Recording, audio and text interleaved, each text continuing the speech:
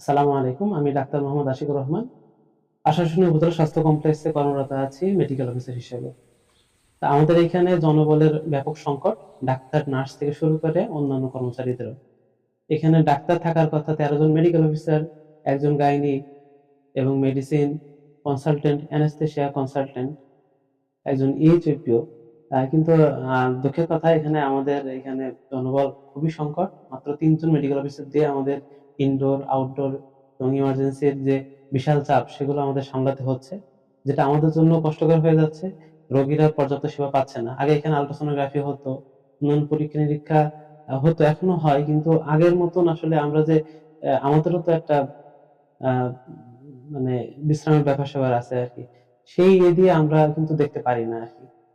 অন্যান্য বলি যে নার্স আমাদের ২৬-২৭ জন থাকার কথা, সেখান থেকেও বেশ কমে আসছে। অন্যান্য চতুর্থ শ্রেণীর কর্মচারীও আমাদের এখানে যথেষ্ট কম। এবং সব দিক বিবেচনা করে আ আমরা এটা সরকারের কাছে দাবি তুলব যে আমাদের এই হাসপাতাল যেন সুষ্ঠুভাবে চলে, সেজন্য যে লোকবল প্রয়োজন সেগুলো যেন সরবরাহ করার ব্যবস্থা করা হয়। সেজন্য বিনীত অনুরোধ করছি এবং যত দ্রুত সম্ভব ব্যবস্থা গ্রহণ করা যায়, আ সেদিকে আপনাদের কাছে মনোযোগ আকর্ষণ করছি। আমার শরীরটা খুব অসুস্থ। মনে হলো সরকারি হসপিটালে গেলে ট্রিটমেন্ট ঠিক মতন পাওয়া যাবে। কিন্তু এখানে যে সরকারি হসপিটাল ডাক্তারের যে গড়নি, নার্সিংই গণন ঠিক মতন আসে না, দেখাশোনা করে না। যা চিকিৎসা খুবই কষ্টকর। এই জায়গায় কোনো তো যন্ত্রপাতিও তো কিছু ভালো, মেশিনপাতিও ভালো নেই। গরিব গরিব মানুষের জায়গায় চিকিৎসা হবে তা কিভাবে? ওষুধ পানি সব আমার কিনতে হয়। একটা ওষুধ পানি ওরা দেয় না, সব পয়সাতে আমার ৯০ টাকা মাল কিনতে।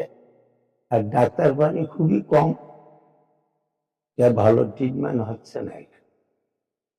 আর রুগী আসলে সব চলে যাচ্ছে, রুগী আসলেই চলে যাচ্ছে। আমাদের এখানে ঠিকমতো ডাক্তার আসে না। চিকিৎসা রোগীর যেভাবে চিকিৎসা করা উচিত সেভাবে চিকিৎসা আমরা পাই না। ডাক্তার কখন আসে? সকালে একবার ৯টা থেকে ১০টার মধ্যে একবার রাউন্ডে আসে আর রাতে একবার আসে ৯টা থেকে ১০টার মধ্যে।